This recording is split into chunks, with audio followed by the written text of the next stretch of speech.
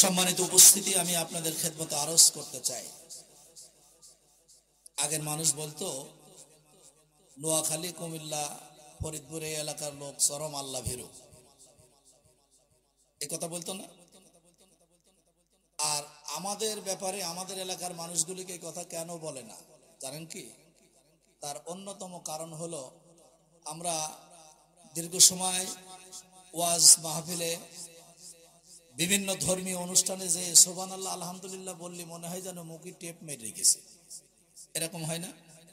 হয় কিনা? তবে আপনিও ঠিক একদিন বলবেন সুবহানাল্লাহ আলহামদুলিল্লাহ, আপনিও বলবেন যেদিনকে আপনার গালাসিদি পানি গড়াবে। গালাসিদি পানি গড়াইলে বোঝেন কি বলেন তো? মৃত্যুর আগে মৃত্যুর সজ্জায় পড়বেন, শীত হয়ে শুয়ে থাকবেন, সেই বিলিয়ে চামচিকে পানি দেবে, ডাইন সাইড দিয়ে গড়াবে, বাম সাইডে মানে ঘেড় ঘেড়ি ধরে গিয়েছে। ওই দিনকে আপনার ইচ্ছা শক্তি থাকবে। আল্লাহ তুমি আমার শক্তি দাও, ইস্তেকামাত দাও, আমি তোমার কোনো গান গাবো, পায়ে হেঁটে মসজিদে যাব। আল্লাহ সুবহানাল্লাহ আলহামদুলিল্লাহ খুব জোরে জোরে বলবো। আল্লাহ বলবে ওই যে হিজল গাড়ি জাহান আলী ছেলে আজিজুর রহমান যে ওয়াজ দিল, বেলালী সাহেব কতবার বললো সুবহানাল্লাহ আলহামদুলিল্লাহ একটু জোরে বল, মনে হইলো যেন তোদের মুখে কিটা টেপ মেরিস। কথা ঠিক কিনা? সব কথার এক কথা, একটি কথা খেয়াল রাখবেন, সময়ের অনেক দাম। সময়ের 30 বছরের ইবাদত আপনি যে স্পিডি করতে পারবেন, 60 বছরে কি সেটা সম্ভব? সম্ভব? লালন জান্নাতে যাবে কি জাহান্নামে যাবে আমার দেখা দরকার নেই, এটা বাস্তব কথা বলেছে। বলবো আপনাদের, সময় গেলে সাধন হবে না। কথা ঠিক কিনা বন্ধুরা রে আমার? লালন জান্নাতে যাবে কি জাহান্নামে যাবে আমি মাওলানা ইকরামুল হক বেলালী বলতে পারবো না। তবে আপনাদের জীবনের সঙ্গে মিল খান। আপনার 20 বছরে যে স্পিরিট ছিল, 60 বছরে কি সেই স্পিরিট আছে? কথা বলছেন না কেন? আছে? 20 বছরে আপনি একটানা 100 রাকাত নামাজ পড়ার মতো পাওয়ার ক্ষমতা শক্তি আল্লাহ আপনাকে দিয়েছিলেন। 60 বছর বয়সে একটানা 10 রাকাত নামাজ পড়তে গেলে কখন ওযু ছুটে যাবে বন্ধু।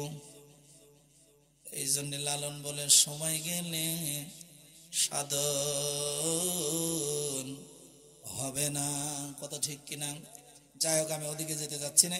সম্মানিত উপস্থিতি, অতি অল্প সময়, কিছু সময় আমি আপনাদেরকে নিয়ে দুটি কথা উপস্থাপন করব। রাজি আছেন তো ইনশাল্লাহ? আমি মহাগ্রন্থ আল কোরআন আল কারিম থেকে একটা আয়াত পড়েছি। এটা হলো কোরআন আল কারিমের 17 নম্বর সূরা। কত নম্বর সূরা? আমার সাথে একটু জোরে জোরে শেয়ার করবেন, চুপ মেরে থাকার সুযোগ নেই। মানে আমার কথা শুনতে হলে আমার সাথে কথা বলতে হবে, এটাই বাস্তব, এটাই সত্য। যদি না বলেন তাহলে আর ওয়াজ হবে না, ওয়াজ বন্ধ করে দিয়ে চলে যাবো। তার কারণ আমি ওয়াজ করছি তো মানুষের সামনে, গোরস্থানের সামনে। যদি 24 ঘন্টায় গোরস্থানের পাশে ওয়াজ করি, ওদের যদি বলি সুবহানাল্লাহ আলহামদুলিল্লাহ জোরে বলেন, বলবে ভাই? তাহলে ওইখানে মরা মানুষ আর এখানে জ্যান্ত মানুষ। জ্যান্ত মানুষের কাজ হলো স্পিকিং পাওয়ার দেওয়া, জ্যান্ত মানুষের কাজ হলো কথা বলা, আর মরা মানুষের কাজ হলো চুপ মেরে থাকা। সুতরাং আমি তো জ্যান্ত মানুষের সাথে কথা বলছি, এই জন্য আমি আশা করছি যে জ্যান্ত মানুষ আমার সাথে একটু সুবহানাল্লাহ আলহামদুলিল্লাহ আল্লাহু আকবার বলবে। রাজি আছেন তো ইনশাল্লাহ? কারা কারা রাজি নেই হাত জাগিয়ে?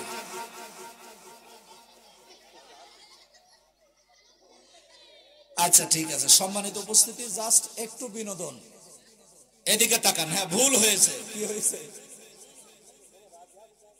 হ্যাঁ, যাই হোক, ভুল হয়, তবে আমরা ভুলও করি, আবার হুসুকেও মাতাল। কথা ঠিক কিনা?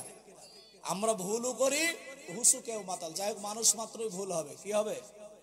সেই সূত্রে আমাদের একবার হাত উঠেছে, তাতে কোনো সমস্যা নাই। ভুল হয় না শুধু হিংস্র জানোয়ার যারা। বাঘ যদি আপনাকে আক্রমণ করে তাহলে আপনাকেই ধরবে, আশেপাশে যারা থাকবে তাদের ধরবে না। কথা বোঝেননি? তাহলে হিংস্র জিনিসের ভুল হয় না, কিন্তু আমরা যে মানুষ আমাদের ভুল হবে, এটাই স্বাভাবিক। আমরা যে মানুষ আমাদের ভুল হবে, এইটাই স্বাভাবিক। এই জন্য এই হাত তুলে ফেলেছেন, তাতে কোনো সমস্যা নাই। এবার আমার দিকে তাকান, একটু তালমিল থাকতে হবে। সারা রাত দাদি আর নাতি গল্প করছে, লাইলি মজনুর গল্প ধুই নিয়ে দাদি করে যাচ্ছে। সকালবেলা উঠে বলছে, ও দাদি লাইলি সাইলি না মেয়ে। তার মানে গল্প মন দিয়ে শুনিনি, ওই গল্প মন দিয়ে শুনিনি। এখন আসেন আমার দিকে একটু কোন খেয়াল করেন। তাহলে আমি কোরআন আল কারিমের 17 নম্বর সূরা, কত নম্বর সূরা? আয়াত নাম্বার 23। আয়াত নম্বর কত? সূরাটা নাজিল হয়েছে মক্কায়। কোথায়? 86টি সূরা নাজিল হয়েছে মক্কায়, আর 28টি সূরা নাজিল হয়েছে মদিনায়। তাহলে 86 আর 28 কত হয়? 114 কমপ্লিট। তাহলে আমি আপনাদের সামনে যে সূরাটা তেলাওয়াত করেছি, এটা নাজিল হয়েছে মক্কায়, আয়াত নম্বর 23, আর সূরার নাম্বার হলো 17। এখন আল্লাহ চাহে তো দুটি কথা আমি এখান থেকে উপস্থাপন করব, শুনতে রাজি আছেন তো ইনশাআল্লাহ? ইনশাআল্লাহ।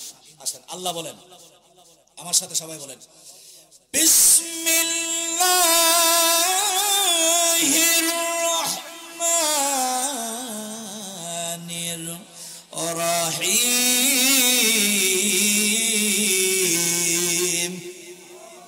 আমার দুই হাত নাড়াবো যখন, আল্লাহু আকবার বলবেন তখন। ওকে, আয় ছেলে পিলে ঠিকই বুঝে ফেলেছে। আমার দুই হাত নাড়াবো যখন, আল্লাহু আকবার বলবেন তখন। রাজি আছেন তো ইনশাআল্লাহ? তাহলে আবার বলেন, বিসমিল্লাহির রহমানির রহিম।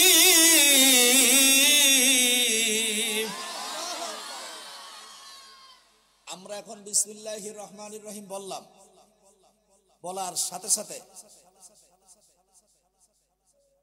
190টা নেকি আপনার এবং আমার আমল নামায় জমা হয়ে গেছে।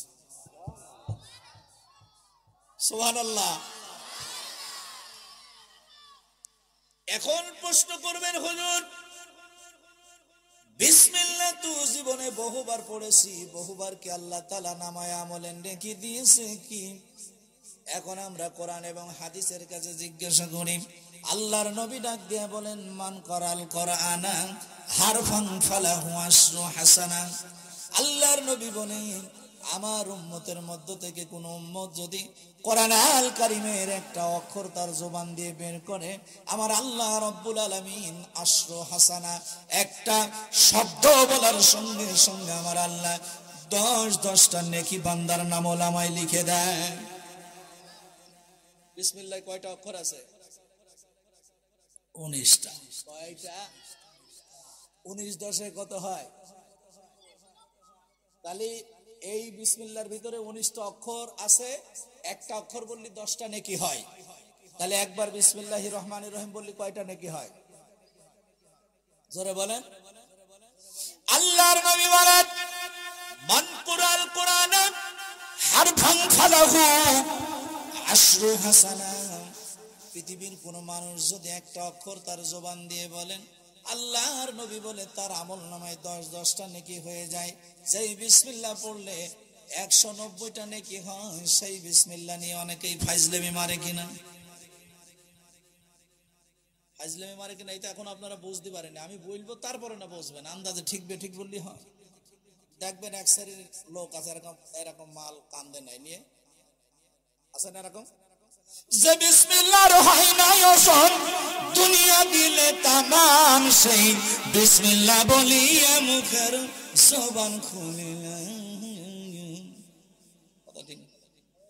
রামের ভক্ত বনের পশু, নাম ছিল তার হনুমান।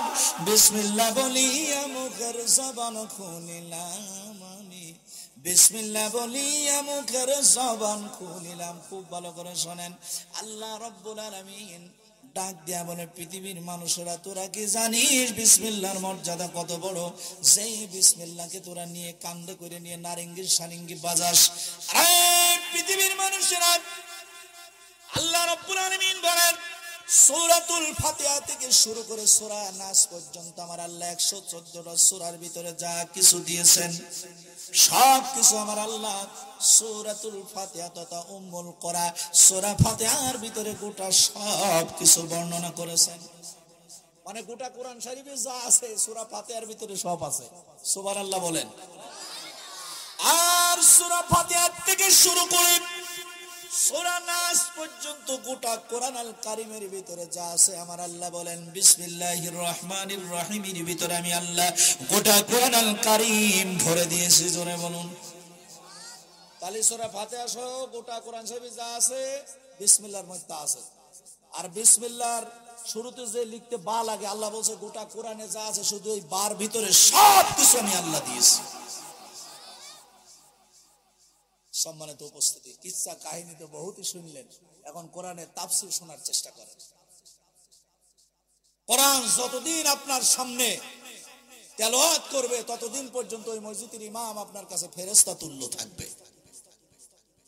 যতদিন কোরআন সুললিত কণ্ঠে আপনাকে শোনাবে ততদিন ইমাম সাহেব মুয়াজ্জিন সাহেব সব ভালো। যেই দিন তো ইমাম সাহেব বলবেন যে চোর যদি চুরি করে তাহলে তার হাত কেটে দিতে হবে, জিনাকারী যদি জিনা করে তাহলে তার 100 দুররা মারতে হবে, ওই দিন থেকে আপনার ইমাম সাহেবের বিরুদ্ধে লোক লেগে যাবে, বলবে হুজুর আপনি সুবহানাল্লাহ আলহামদুলিল্লাহ বলে খাবেন, তা আপনার আবার ও কথা বলার দরকার কি? কথা ঠিক কিনা? কথা ঠিক নাই? একদম বুকে হাত দিয়ে বলবেন একটি কথা। মাঠের থেকে একটা টসটসে কাঁচা ঝাল ছিঁড়ে নিয়ে আসলেন, আষাঢ়ি ঝাল। মাঠের থেকে ঝালটা নিয়ে এসে হাতে মুখে গায়ে দিয়ে এরকম বুলাইলেন, ঝাল ধরবে? ধরবে ঝাল? ধরবে ঝাল? ধরবে না।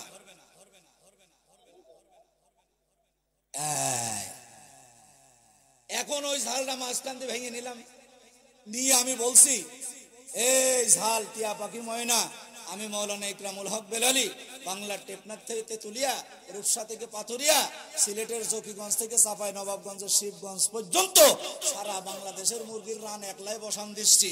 আমি মাঝখান থেকে ভেঙে একটু চোখের কোনায় দিলাম, তুই জান ঢাল ধরিস নে। ঝাল বলবে বেলালি সাহেব নাগালের মধ্যে ইস্যু হে। কথা ঠিক কিনা? কোরআন আল কারীম যতদিন পর্যন্ত আপনার সুললিত কণ্ঠে তেলাওয়াত করে করে শোনাবে ততদিন পর্যন্ত রিয়াকশন হবে না। যেই দিন কো বলবে আস-সারিকু আস-সারিকাতু ফাকতাউ আইদিয়াহুমা, চোর এবং চোরনি যদি চুরি করে তাহলে তার হাতের কবজা কেটে ফেলাও।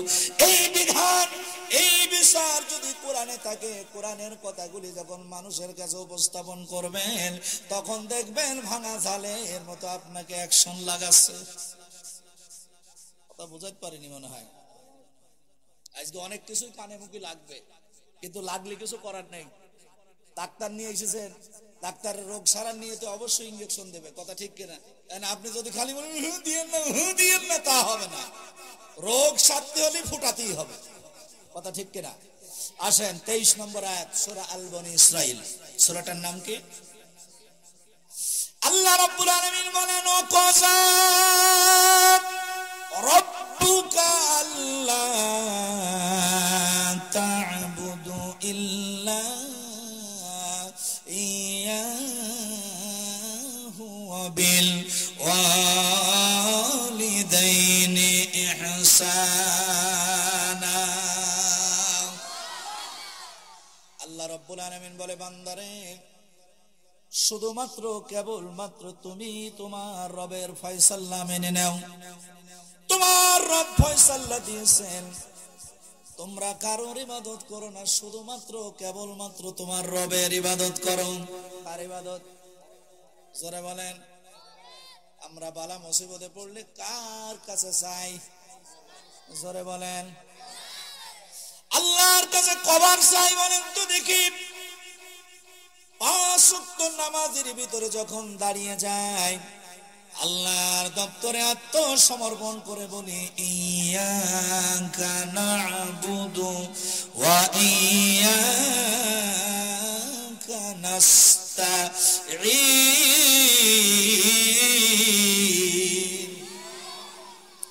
আল্লাহ রাব্বুল আলামিনের কাছে আত্মসমর্পণ করি আর বলি আল্লাহ গো আমরা তোমার ইবাদত করি আর বালা মুসিবতে যখন পড়ে যাই তোমার কাছে সাহায্য চাই। আসলে মুখে বলি এক আর কাজে করি আর এক। জোরে বলেন ঠিক কিনা? কথা ঠিক নাই? মুখে বলি আল্লাহ তোমার ইবাদত করি, তোমার কাছে সাহায্য চাই, তোমার কাছে আশ্রয় প্রার্থনা করি, কিন্তু বালা মুসিবতে পড়ে যাই যখন আল্লাহ বাদ দিয়ে নেতা নেত্রীর কাছে যাই তখন। বোঝেননি কথা? তাহলে আল্লাহ বলছে তোমার রবের ফয়সাল্লাহ, তুমি হলো তোমার রবের ইবাদত করো। কার ইবাদত করো?